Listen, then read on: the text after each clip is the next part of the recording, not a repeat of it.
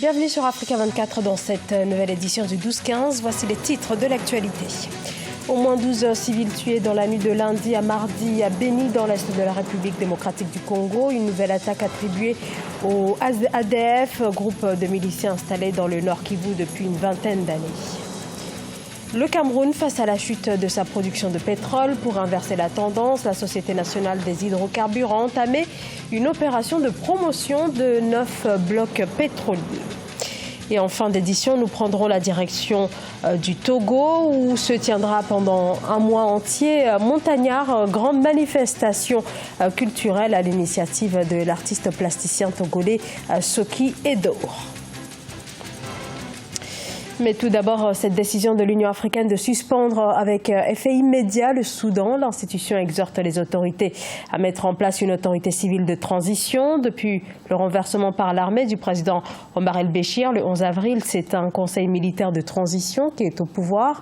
Cette décision de l'Union africaine intervient 4 jours après le coup de force de l'armée contre les manifestants qui réclament la transmission du pouvoir aux civils. Les forces de l'ordre ont violemment dispersé leur sit-in dans la capitale Khartoum, faisant au moins 108 morts et plus de 500 blessés selon le dernier bilan du comité central des médecins.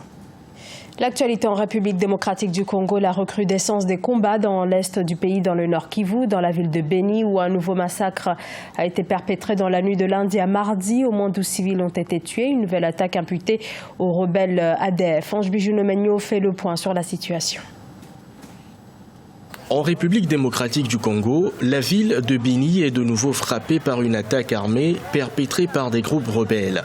Selon les autorités militaires, le bilan de cette attaque est de 12 morts. Parmi les victimes, il y a des civils, des militaires et un membre du groupe rebelle. 3 jours avant cette attaque, l'armée congolaise avait déclaré avoir neutralisé 26 rebelles dans la même ville.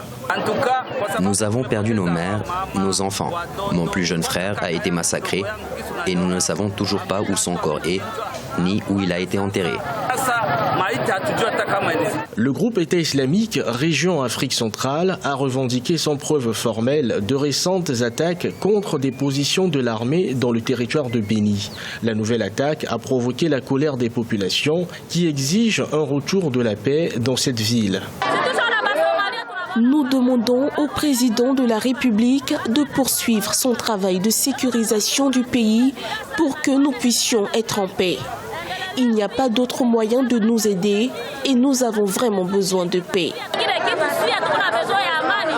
La ville de Beni a été l'un des premiers foyers de l'épidémie Ebola qui a été déclarée le 1er août 2018. Des centaines de civils ont été tués dans la région de Beni depuis octobre 2014. Les tueries à Beni sont généralement attribuées aux forces démocratiques alliées ADF, à l'origine des rebelles ougandais qui se sont repliés dans l'est du Congo il y a plus de 20 ans. Situation toujours tendue au Bénin, dans la capitale Cotonou, autour du domicile de Thomas Boni-Yayi. Depuis mercredi, des policiers auraient entreposé un conteneur devant le garage de l'ancien président, bloquant ainsi toute sortie de véhicules. C'est devant ce même domicile que sont survenues les violences post-électorales des 1er et 2 mai, 2 jours au cours desquels l'armée a tiré à balles réelles sur des manifestants, faisant au moins 4 morts selon l'ONG Amnesty International. Kigali, la capitale rwandaise, a abrité ce 3 juin la 89e Assemblée générale de l'Association internationale des maires francophones. Plusieurs délégations étrangères et maires ont fait le déplacement, dont la maire de Paris, Anne Hidalgo, reçue notamment par son homologue rwandaise et maire de Kigali, Marie-Chantal Rwakazina. Plusieurs accords de partenariat ont été conclus entre les deux capitales, accords axés notamment sur les questions liées au génocide et à la mémoire. Reportage entre correspondant Fraternunda Kaisenga. Ils étaient plus d'une centaine, les maires des villes francophones, à participer aux activités de la 89e réunion du bureau de l'Association internationale des maires francophones à Kigali du 1er au 3 juin 2019. Plusieurs thèmes étaient au menu des discussions, notamment le rôle de la ville dans le développement du pays. Kigali a été cité comme un bon exemple en matière de développement. La rapidité avec laquelle Kigali est en train de conduire les différentes transformations, que ce soit sur les questions écologiques, avec la mobilité mobilité, la planification urbaine ou sur l'inclusion sociale, ça nous intéresse et ça questionne sûrement notre gouvernance. En tous les cas, moi je veux vraiment aussi apprendre de Kigali en matière de gouvernance. À l'occasion, les maires de Kigali et de Paris ont signé plusieurs accords de partenariat dans les domaines comme celui des archives et mémoires ou encore dans le secteur des nouvelles technologies et de l'innovation. Kigali a même promis une réouverture du centre culturel franco-rwandais qui n'existe plus depuis 2014. Donc c'est un champ élargi qui va de la gestion des services urbains à la protection de l'environnement, à la mémoire et culture, au sport.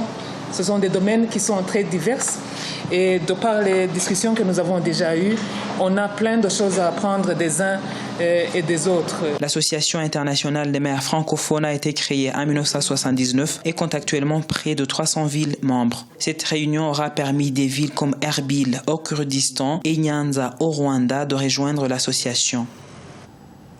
L'État camerounais met en promotion 9 blocs pétroliers dans les bassins de Rio del Rey et de Douala, une opération nécessaire pour le Cameroun qui fait face à une baisse de sa production. Le pays n'a produit que quelques 25 millions de barils l'an dernier, soit une baisse de 10%. Nathalie Mo revient sur les raisons de cette contre-performance. La production de pétrole du Cameroun a connu une baisse de 10% en 2018. Les données de la Société nationale des hydrocarbures révèlent que 13,378 millions de barils de pétrole ont été commercialisés durant cette période. Selon des experts, ces faibles performances sont notamment imputables à l'appauvrissement des puits pétroliers actuellement exploités. En 2017, on avait prévu exploiter 28 millions de barils, on n'en a exploité que 23.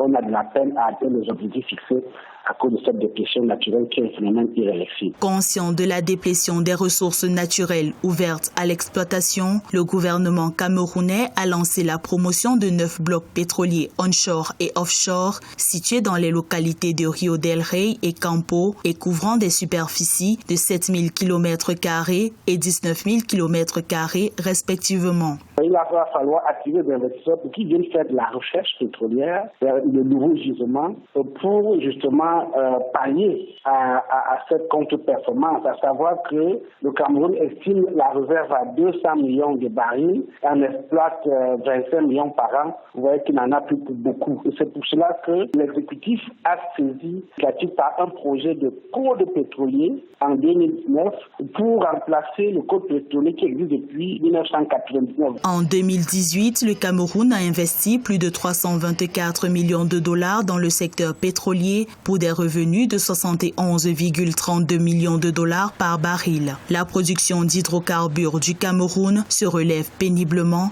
de la crise pétrolière mondiale de 2014.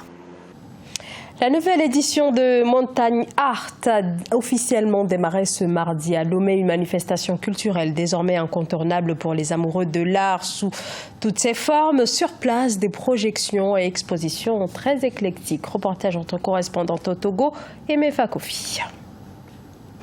Ras Sankara Agboka, performeur artistique présent à l'édition 2019 de Montagne Art à Lomé. Ras appelle à l'unité nationale face aux défis sociopolitiques du Togo. L'artiste a également présenté un autre tableau, celui de la purification, une nécessité pour la réalisation de cette unité nationale. C'est important de rester ensemble, mais c'est important de savoir qu'est-ce qui a causé des problèmes avant qu'il y ait une division. La responsabilité maintenant revient à chacun de nous. Quand nous parlons de l'unité, nous parlons de l'unité de l'être même. Quand tu es un avec toi-même, tu pourrais partager cette unité avec les autres. Cette installation de performance artistique est possible grâce au projet montagnard Minodou, qui signifie Restons unis. L'initiative est de l'artiste plasticien Soke Edor, financé par le Fonds d'aide à la culture. Minodou, c'est une sorte de rappel à l'unité dans l'action pour que notre pays se développe, pour construire d'abord notre petite communauté de base qui est aujourd'hui un groupe d'artistes professionnels. La semaine prochaine, on rendra hommage à Eloko. Feu Eloko, il est décédé. C'est un artiste bien connu en Allemagne, mais un peu moins connu chez lui. Initiée le 4 juin, cette performance artistique en pleine ville a vu la collaboration des artistes plasticiens, notamment Richard Latelosonbody ou encore Anoumou Serge. Le projet Montagnard 2019 s'étend sur 1 mois et demi et se tiendra dans plusieurs villes du Togo avec pour touche finale une grande exposition dans la région des Plateaux. Ce journal a été réalisé par l'ensemble de la rédaction. Merci de votre fidélité. Dans un instant, une nouvelle édition de l'actualité sur Africa 24.